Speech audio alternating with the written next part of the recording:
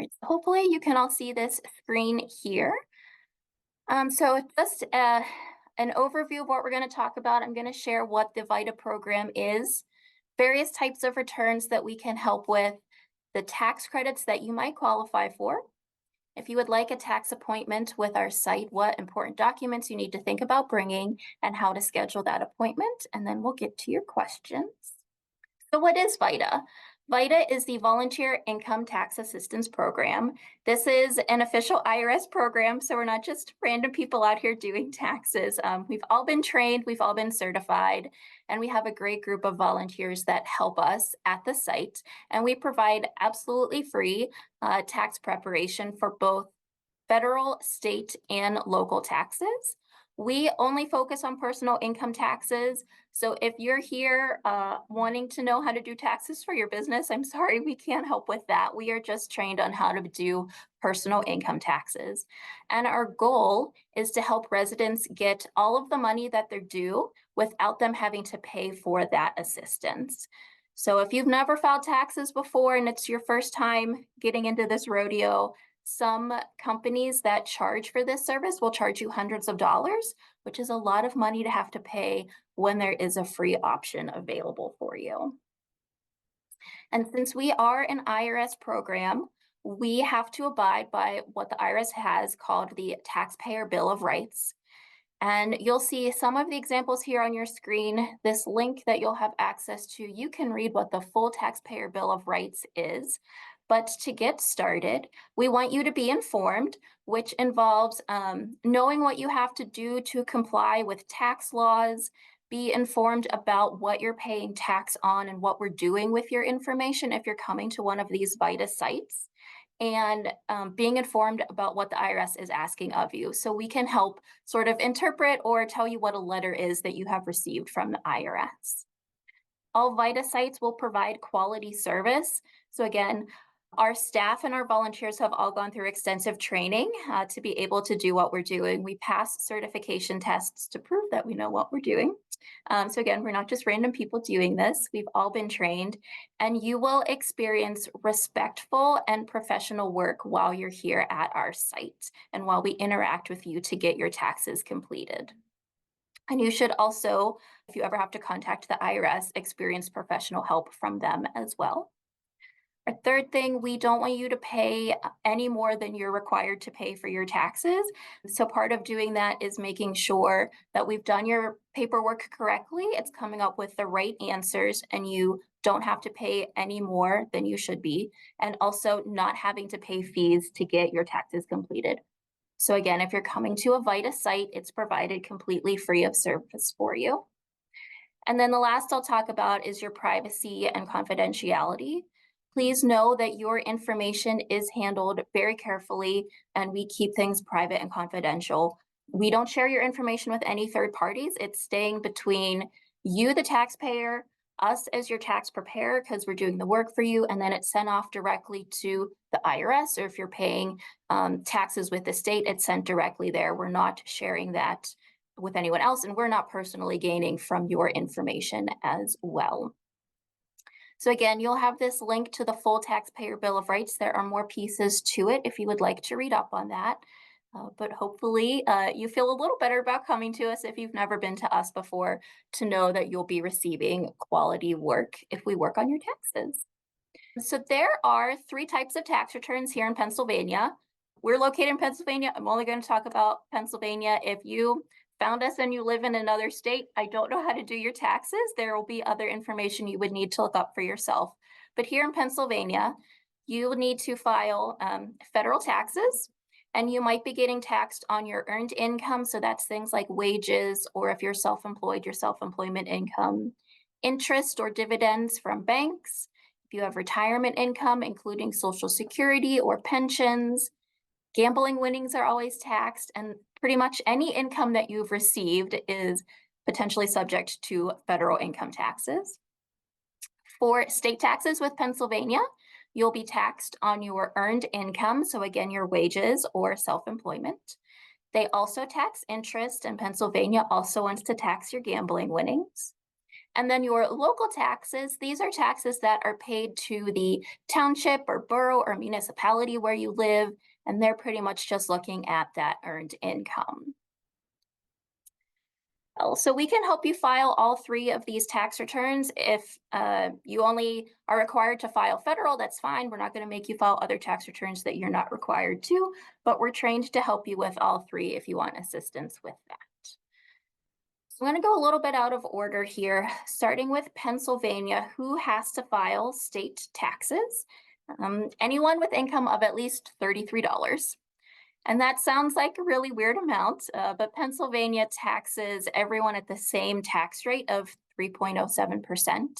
And when you do that out of $33, it comes up with $1 of tax that you owe. So if you made less than that, or if interest was your only thing taxable to the state and you only had like $20 in interest, you may not be required to file a tax return. But that is a pretty low number, so a lot of people do end up having to file.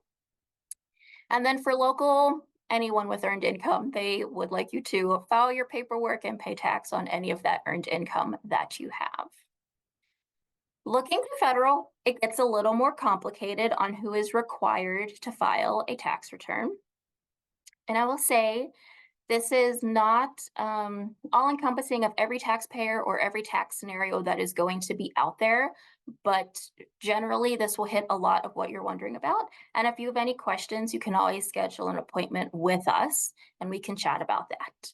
So you will be required to file if your filing status on the left, and then if your income hits at least the number on the right. So me as a single person, if I have made at least $13,850, I am required to file my federal taxes.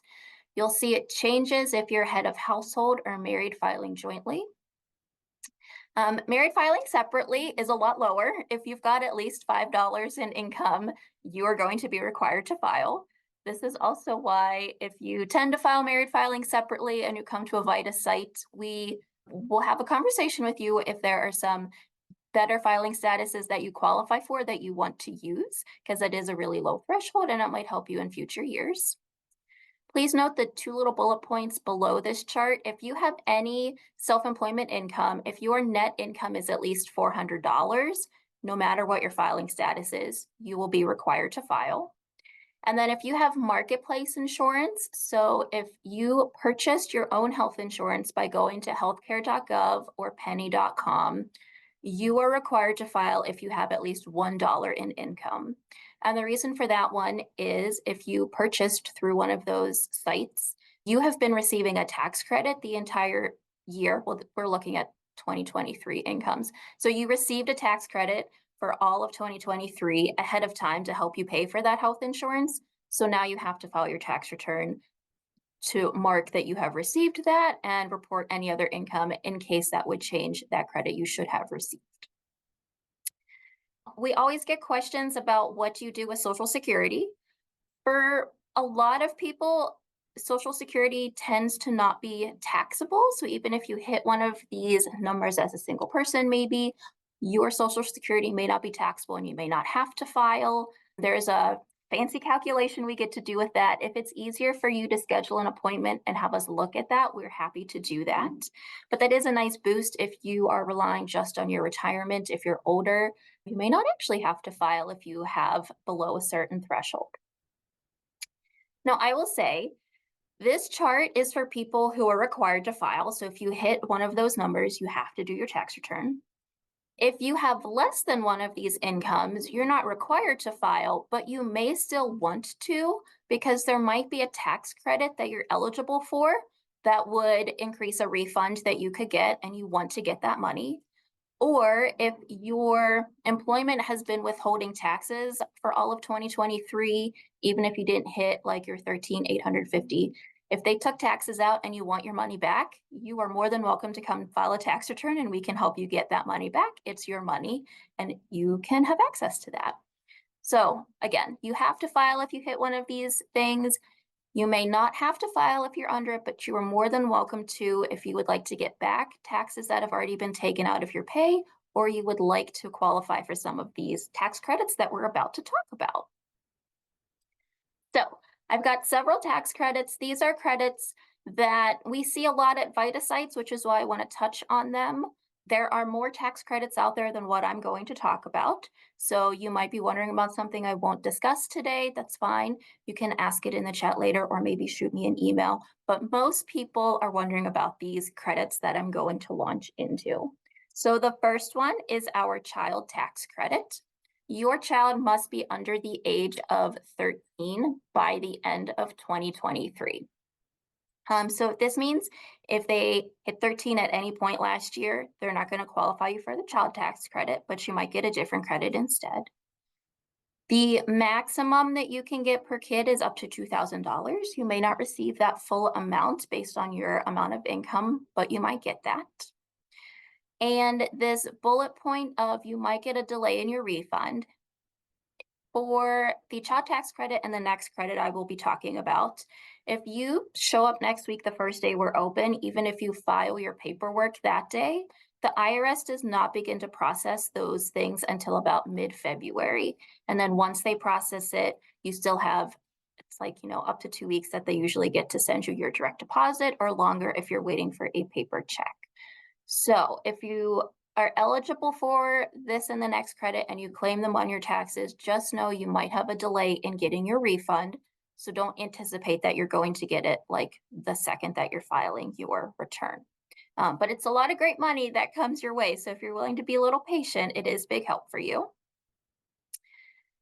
If you filed taxes for 2021, but not your taxes for 2022, and now you're going to be filing this year, you will notice that the amount of the credit has gone down.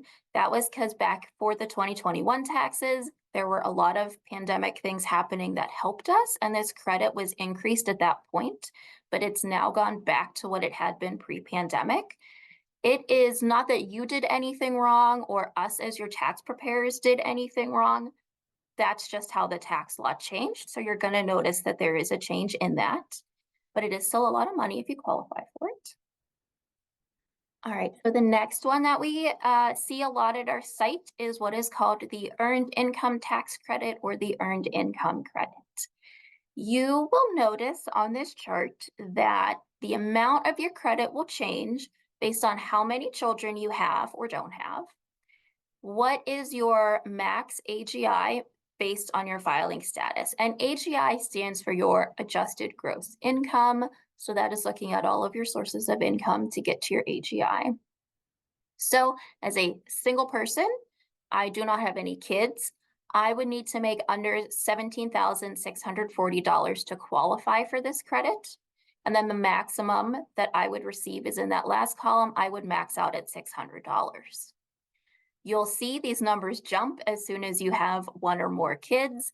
If I had at least one kid at that point, it would shift my filing status to head of household, which is the HOH in that second column. I can make up to $46,000.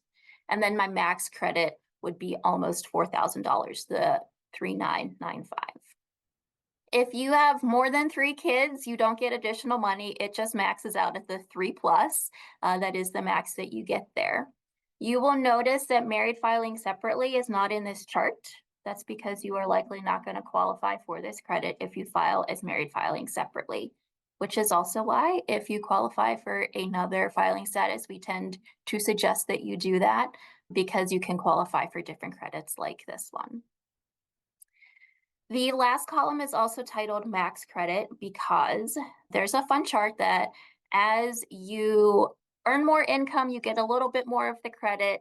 It maxes out at a plateau at a certain point. And then again, as you earn more income going towards that like 17,640, you get less and less of the credit. That's just how this credit is designed. So don't think that you'll be guaranteed to get the amount that's listed our max credit column, but our lovely software does all the calculations for us so that we make sure you get the exact amount that you should get based on your income. I will also note for this that you need to be over the age of 24 and under the age of 65. So if you are a senior who is still working, I'm sorry, if you're over 65, you're not going to qualify for this credit at all. Again, that's just how the tax law is written. And if we do your taxes and you're like, hey, I got more last year, why didn't I get as much earned income credit this year? There can be various reasons for that. Your income changed, potentially your filing status changed from year to year. Or if a kid aged out, you may, like maybe last year you had two kids that qualified you for the earned income credit. If one of them aged out, you might be only having one kid that's helping you get the credit, and then that will also change how much of the credit you're getting. Again, it's not that you did anything wrong, we did anything wrong. That's just how the tax law is set up for this credit. All right, looking at another kid one, the child and dependent care credit. So this credit will help you get a refund potentially if you paid for childcare or dependent care for someone that is one of your dependents. So it will be for kids under the age of 13. If your spouse has a disability and they're receiving dependent care, or if you have a dependent who's over the age of 13, but they are fully disabled and they're also receiving care, they may qualify you to receive this. You have to have earned income to get this, and you have to be paying for child and dependent care in order for you to work, for you to be looking for a job, or for you to be going to school. Or if there is one parent in the home that is disabled and they can't care for themselves, if the care is for them, to be somewhere during the day to receive care, that also counts for it as well. You'll receive here the max credit amount that you will get depending on if you have one qualifying person or if you have two or more qualifying people. And again, that two or more, it doesn't matter how many more than two it is, it's still going to max out at that 2,100. You will usually get a letter from the person or the company that you have been paying for this care throughout 2023.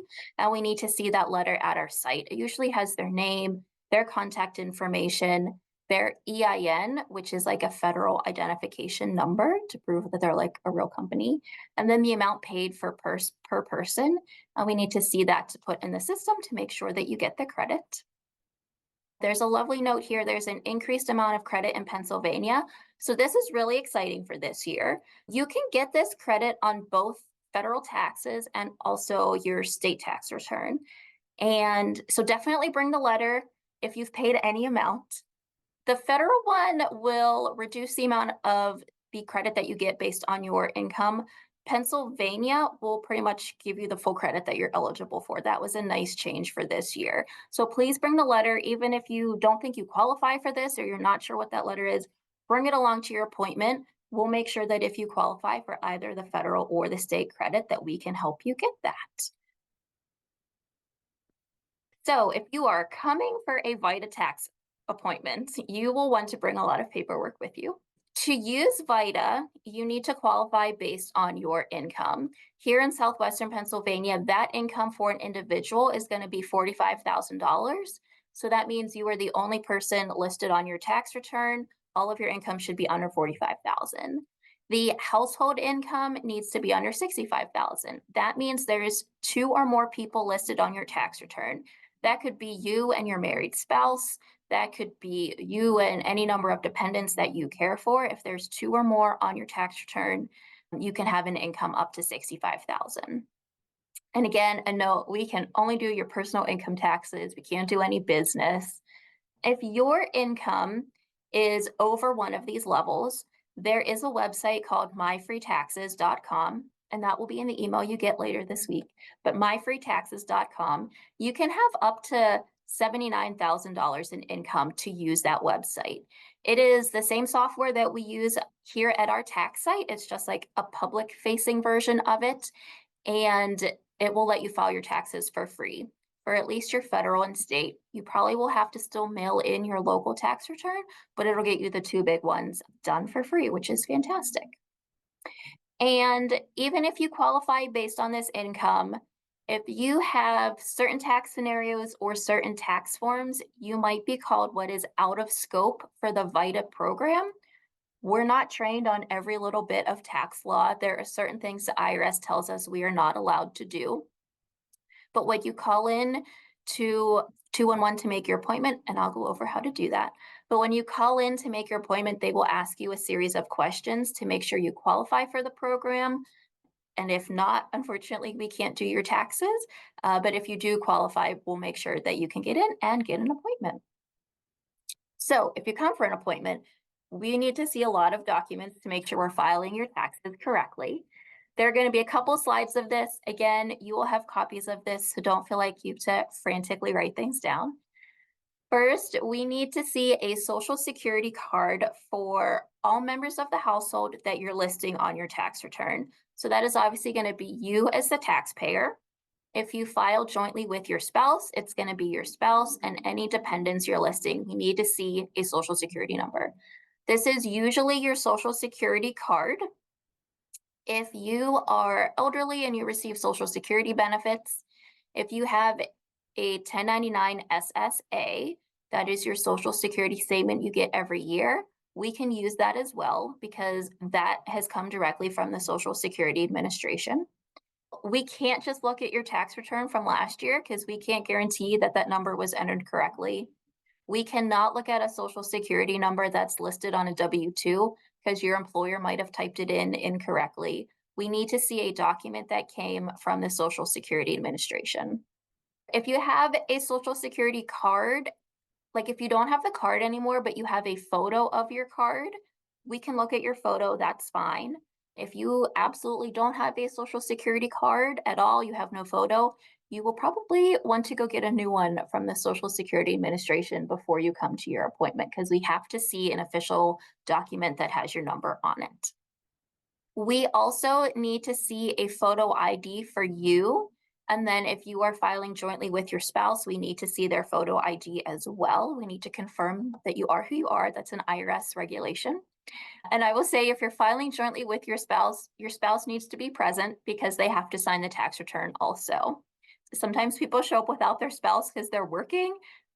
We can't fully finalize your tax return without them stopping by and that they go over everything that we prepared and then they sign the tax return as well. So try to think about when you're scheduling that appointment so you can both be present. Obviously, we're filing income tax documents, so we need to see all of the income from your wages. This is often for most people reported on a W-2 that comes from your employer. If your income is reported on any other document, bring that along with you as well, and we'll help you figure it out.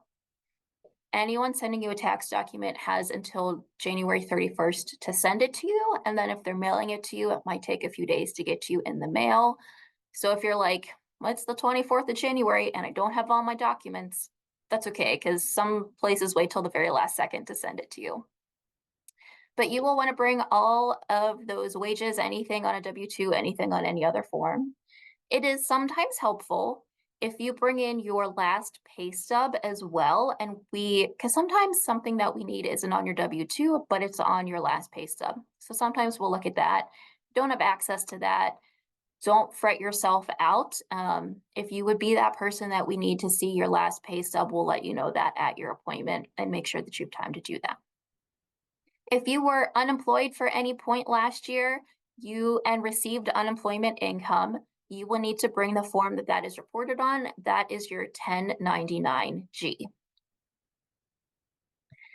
If you are self-employed and don't have income on a W-2, you will want to bring, again, whatever paperwork you received the reporting of your income.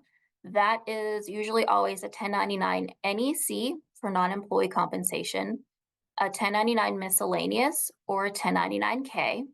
Some companies will send you both an NEC and a Form K. You got to bring them both. And those types of jobs, you might be a contractor, or maybe you're driving for Uber or Lyft, doing DoorDash. I know some people deliver for Walmart now. Those are usually all considered self-employment income, or any other job that you've been told is self-employment. And I did not mention as one of those types of things. Still bring that paperwork with you. If you get self-employment, you also need to bring a copy of your expenses. You are required to list your expenses on your tax return. And you also want to do this because it generally reduces the amount of tax that you end up owing to the IRS.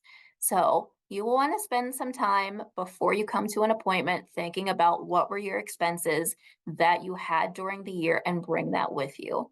And those expenses might be advertising your business, if you bought office expenses that were consumed, if you had to buy supplies for your business.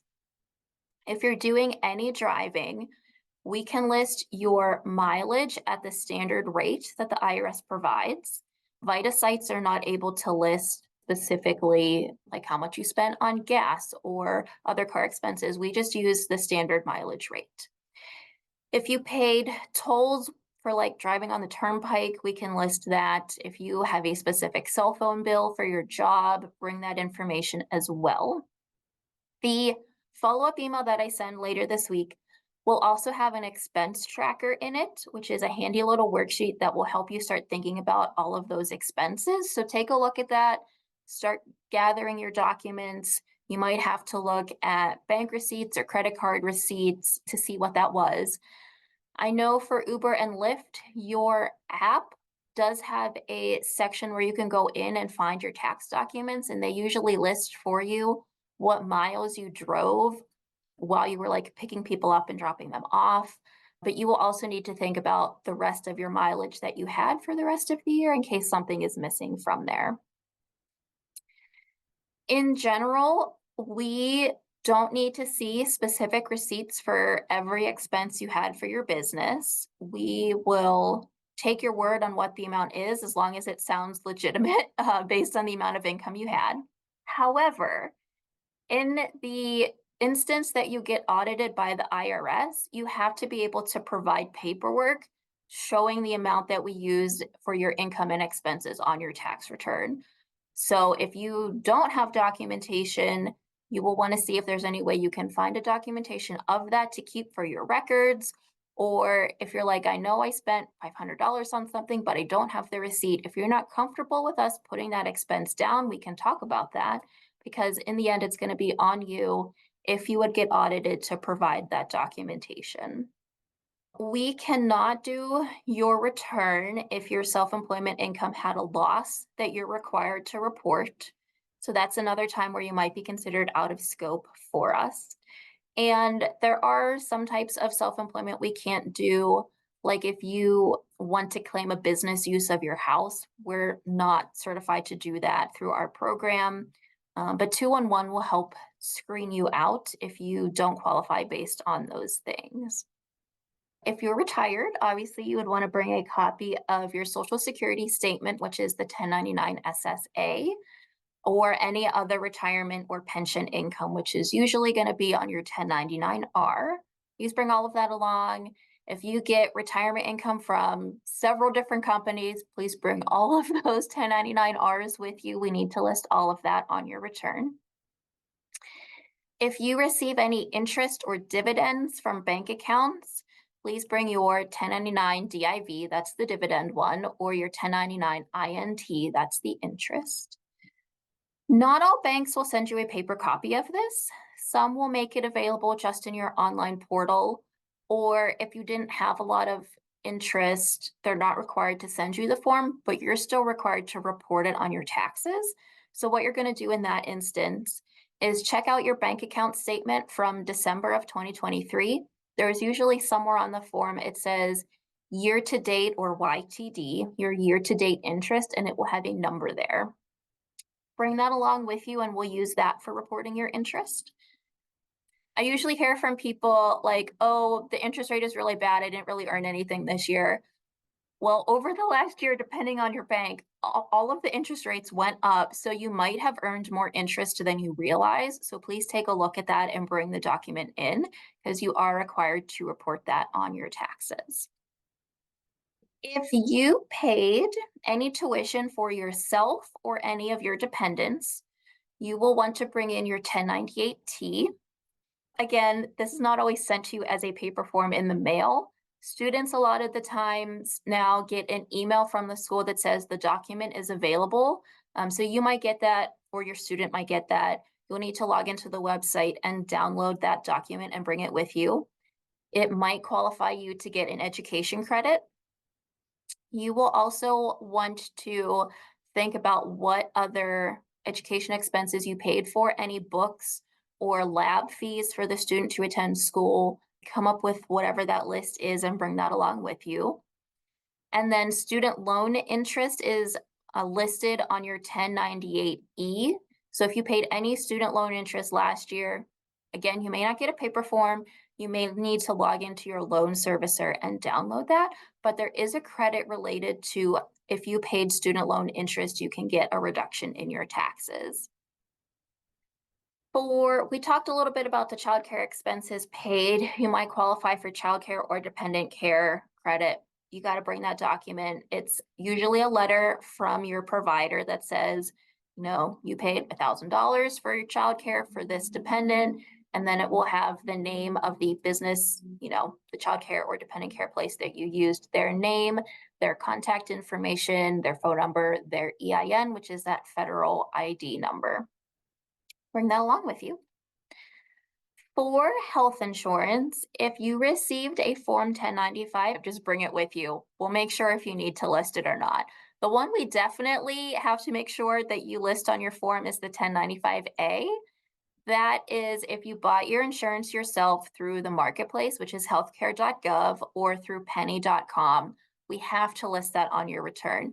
If you're at a VITA site and you got that and you just forgot to bring it, if we try to electronically file your tax return, it's immediately going to get rejected because the system knows that you need to include it. So just save yourself the hassle and bring it with you. And you should get this in the mail usually by the end of the month, hopefully. If you know you have this type of insurance and you haven't received it yet, you can go to healthcare.gov and sign into your account, or go to penny.com and sign into your account there and retrieve the information. Both websites have a phone number listed on their main page when you get there. If you can't find it, you can call them. If you have had this type of insurance in the past and you're not sure if you still have it, feel free to give them a call and they will help you figure it out. You are required to list it, so definitely spend a minute to figure that out before you get to your appointment, because otherwise you have to come back for a second one. And I know that can be a hassle for people. And penny.com is Pennsylvania's healthcare marketplace, if you weren't sure what that is called. Both sites are fairly easy to use. I've had people call also and get the information. They may give you the numbers over the phone, just write them down, we'll make it work. Or if they're like, yeah, we'll mail it to you, you'll have it in a week. Fantastic, you'll have it in a week and then we can do your taxes. For your direct deposit information, if you are expecting to get a refund, we highly encourage that you think about doing direct deposit to get that. You will get your refund faster getting a direct deposit than waiting for a paper check in the mail. If you're a big fan of paper checks though, they're your taxes, you can make that decision, that's fine. But it is nice when you get your refund a bit faster through a direct deposit. In order to do that, we need to see the bank routing number for wherever your bank is, whether that's like Citizens, PNC, Bank of America, whatever it is. There's a routing number for your bank and then also your specific account number. You can bring in your checkbook and we can get the information from there. You can bring in a voided check if you want to. Some banks give you like a little card that fits in your wallet that has the information. That also works. If all you have is a bank statement that has the numbers on it, we'll make that work as well. We don't need to keep a check or a voided check if that's what you're bringing in. We will hand it back to you when we're done, but if that's how you want to bring your number in, that's totally fine. You can also purchase a savings bond with your refund if you want to, and you can split your refund into multiple bank accounts. So if you want to do part of it into your checking and part of it into your savings, that's fine. You just have to bring the number for both of those accounts.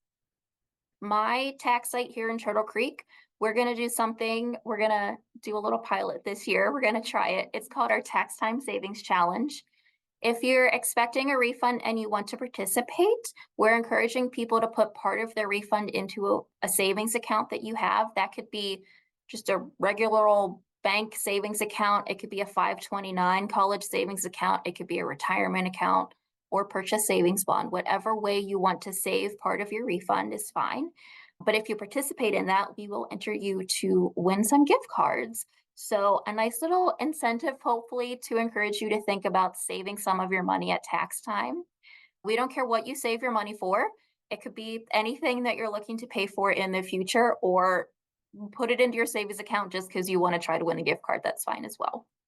And again, that's just my site here in Turtle Creek. If you want to participate, you obviously need to bring your savings account number along with your checking account number. A note that your bank account number is different than whatever 16-digit number is on your debit card. So if you always use your debit card and you swipe it, that 16-digit number is not your actual bank account number. So if you're not sure what your bank account number is, call your bank or stop by your local branch and figure that out, because I can't enter a 16-digit debit card number. That does not count. If you unfortunately end up owing any money on your taxes and you don't get a refund, we can also do a direct debit from your bank account. You can pick what day you want to pay as long as it's up to, the filing deadline, which is April 15th. You don't have to pay the day that you get your taxes filed, but that's a little easier sometimes. You don't have to mess with mailing in a check or a money order.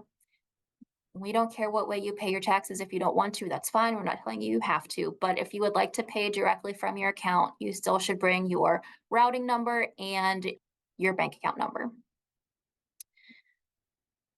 All right, so those are all of our required documents. Also, if you get anything in the mail that I did not go over that says this is important for your taxes, or has the IRS logo on it, or the, State Department of Revenue, anything for local taxes, bring it all along with you.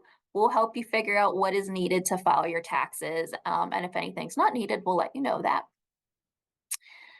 VITA sites, this site is saying that VITA sites can help you file multiple years worth of taxes. So we can help you file the current year, which is considered 2023. And then we can also do 3 prior years before that if you have not filed those yet. So we can go the whole way back to 2020 and help you file your taxes. So if during the pandemic you weren't doing this because you had a lot of other stuff going on, that's fine. We can still assist you with that.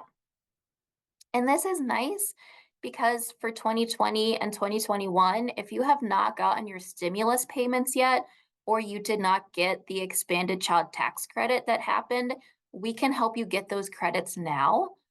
So this is the last year our VITA sites can do 2020. So if you haven't gotten the stimulus payments, there were 2 stimulus payments that year, please get in touch with a VITA site so that we can help make sure you get that money. Because there are still people out there who haven't gotten those yet, and we want to make sure that you can. If you are going to file a previous year of taxes, you will need to hunt through your paperwork or check any of your online accounts to find all of those required documents for those years.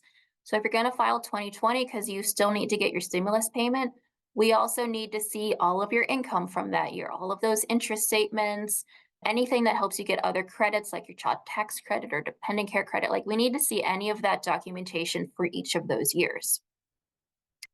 We also need to know if you received any of the stimulus payments, or maybe you got one for yourself, but you had a dependent and you didn't get one for the dependent. We need to see whatever letter you did get from the IRS, or look up your old bank account statements that shows, you got a partial amount of that. And then for the expanded child tax credit, the year that came out, some people got payments monthly from the government, and then like when you filed your tax return, you got the rest of the credit. We will need to see if you got any of those payments or not. If you didn't, we'll help you claim them. But if the IRS thinks they sent you one of those payments and we try to claim it again, it will just delay you getting your refund. So we want you to get your refund in a timely manner, but to do that, we'll just need to check with you if you have received any of that money. And if you're not sure what any of that means, feel free to shoot me an email and I will try to explain that better for you. All right, so how do you actually make use of a VITA site? Well, you will need to schedule an appointment. My site, the Human Services Center Mon Valley, we are located in Turtle Creek. Our site opens next week on Tuesday, which is January 30th, and we are open through April 10th. We have partners, and I'll show you a map on the next slide. We have partners throughout Pittsburgh and throughout southwestern Pennsylvania. So if our days of the week don't work for you or the time doesn't work for you, We have partners that do the exact same thing. They did all of this training. They run exactly the same. They would love to help you if you can't come here. If you are outside of Southwestern Pennsylvania, you still have a chance to use VITA. It is a nationwide program. So if you're on the other side of the state or you're in another state and you found us somehow, there is probably a VITA site around you that can also help. And again, we all do the same training and certification so they can help you with all of the stuff I have been talking about. But again, my site in Turtle Creek, we're on Tuesdays and Wednesdays. You can visit us from 9 in the morning till 3 p.m. and then we take a little break and we open again from 4 to 7. For sites in Southwestern PA, you have to have a tax appointment. I don't think anyone is taking walk-ins, but all of the scheduling is the same. You call United Way at 211, let them know where you live or what site you want to visit, and they'll get you connected with that. There is a screening that they will do with you to make sure you qualify, or potentially based on the type of income that you have. Maybe my site can't do it because we didn't do a certain certification, but you need to go to one of our partner sites. They'll help you figure out all of that. If you are calling from a landline instead of a cell phone, I've included this 1-888 number. Sometimes the 211 doesn't work for landline callers, but I still want to make sure that you can reach them. That is 1-888-553-5778. Or if you are handy with the computer, you can go to this website, pa211.org/VITA. You can use the online scheduler to pick where you want to go and pick your own appointment time. You will still have to do the screener in there to make sure that you are connected to the correct type of place that can help you. So we're operating totally in person. Most of our partners are all in person as well. There is one site that is doing drop-off appointments where you have an appointment to show up and drop off all of your information, do an intake sheet, and then you leave. People prepare your taxes, and then you make an appointment to come back and pick them up. You can ask about that when you call 211 if that is of interest for you, but most sites are operating in person where you schedule an appointment, you show up with all your documents and do your intake, and you sit there while your volunteer prepare is doing all of the work. You sign your documents and then you leave that day.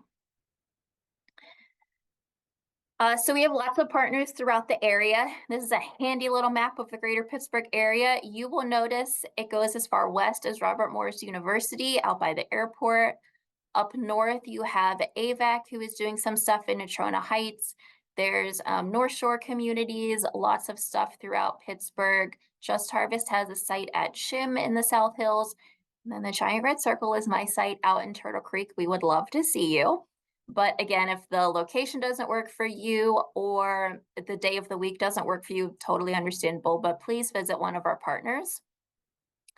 Our site does have free parking, and we are located on both PRT bus lines and also Heritage Community Initiatives. So hopefully we're easy to get to for you. I'm not offended if you go somewhere else, but I would love to see you here if possible. I'm ready for question time. I'm going to leave this phone number up for just a hot second if you want to write it down. This is the way to reach my tax site if you have a question that doesn't get answered today or if it's more complicated. Like I said, I may not do very specific questions right now because sometimes I really do need to look at a tax document to be able to answer what you're wondering. I'm going to read some questions that were on the registration form to get us started while you're thinking about what you want to ask. You are welcome to take yourself off mute and ask it, or put something in the chat if you want to. That's totally fine. So one person's question was they want to file for previous years and credits that were allowed in those tax years. So again, yes. Remember, we can file the current year, which is considered 2023, plus 3 prior years. If you only need 2 of those prior years, that's fine. Just tell 211 when you call them. But yes, we can definitely assist with that. A question of how to maximize your tax incentives. So hopefully you heard about some tax credits maybe that you weren't aware of right now. The way to maximize getting them, make sure you bring the documents with you. Anything that you've received. If you know you paid for childcare and you haven't gotten a document yet, get in touch with that childcare provider so that they can give you one. Some people don't realize that they can write off their student loan interest that they paid. So please look that up with your loan servicer. If you're an educator, if you work in, like a qualified school program, you can write off up to $300 in supplies that you bought for your classroom. So I know we always hear about how teachers have to buy supplies for their kids. Any supplies or books, even if you still need to be buying PPE or like Clorox type wipes for disinfecting against COVID, all of that counts as supplies. So please think about that. Bring those receipts with you. So hopefully you learned about a new tax credit. As I stated, there are more tax credits out there than I was able to talk about in one day. So if you have questions, feel free to always get in touch with us. Stop my share as I talk about this last one. Someone had a question of what happens if their local income tax was paid to, for example, the city of Pittsburgh, but they do not live in the city of Pittsburgh. When you file your local tax return, you will list what income you made and how much tax you owe, and then you also list what was already withheld from your paychecks. And then the company you mail it to, they work it out amongst themselves. There's like 3 or 4 in our area. As long as you have filed the paperwork, they work it out amongst themselves on where did that money go and who was actually supposed to receive it. So it's okay if it like got paid to the wrong place, because as long as you file your paperwork, that will all be taken care of. So this is a good comment someone made. Make sure to tell 211 if you have multiple years. This is a really great point. When you call for an appointment, you're usually getting a 60-minute appointment. That's enough time to do 1 year's worth of taxes. If you have multiple years, please, please, please tell 211 that. There is a way on the online scheduler to indicate that you need to file multiple years. That way we schedule enough time for you. Because I always feel bad when someone needs like 3 hours to do taxes, but they only scheduled 60 minutes and then I don't have space to do the rest of their tax returns. So please tell them we'll make sure that enough time is scheduled. That way we make sure we have volunteers on hand who can do all of those taxes for you. Because otherwise we just do 1 year, you have to leave and come back for another appointment. But I'll stop talking. Please, if other people have questions, let me know what they are. Hi, this is Rachel. I have a question. So this is if someone moved mid-year and has income in multiple states, is that able to be processed here? We can only do the Pennsylvania one. Okay. Because that's the only thing we're trained on. We can do federal, we can do the Pennsylvania part year for when they lived here, and we can help for the local for when they lived here, but they would have to file the rest of the states on their own. And then it's okay. Yeah. And my free taxes will let you do just a state return, and they would just need to say like, from January to May, it was Maryland or whatever, and then just say you don't need to file the Pennsylvania one if we have taken care of it. And not all states have income tax. So if you're wondering, you can Google that. I think I looked it up, like Florida doesn't have it, which is funny because I used them as an example in my presentation last year saying that they did have it, but they don't apparently. But you can Google like, do I owe state income tax to this state? And if that state doesn't have income tax, then you wouldn't have to worry about it. But for states that do have it, you would need to file that part on your own. Okay, one question. In what cases can adult children be claimed? If your child is over the age of 18, but still a full-time student, you can claim them up to age 24. If the child is an adult and is totally and permanently disabled, you can still claim them. I'm just like looking at a little cheat sheet that we have. Or there is the potential if they're not a full-time student and they're, over that age of 18. If they don't have income or their income is under 4,700, you might also be able to claim them. You obviously would have to be providing the majority of their support, majority of keeping up that household that they live with you, but you might be able to claim them in that instance. There is also, I didn't touch on this, but there is also a fun way that if your elderly parent does not live with you, but you provide the majority of their support, there are also some ways where you can claim them as a dependent. you have questions on that, we can help you figure that out at the tax site. But that's nice if you're supporting your parents, there's still a way that you can claim them as long as you're not filing their own taxes or something.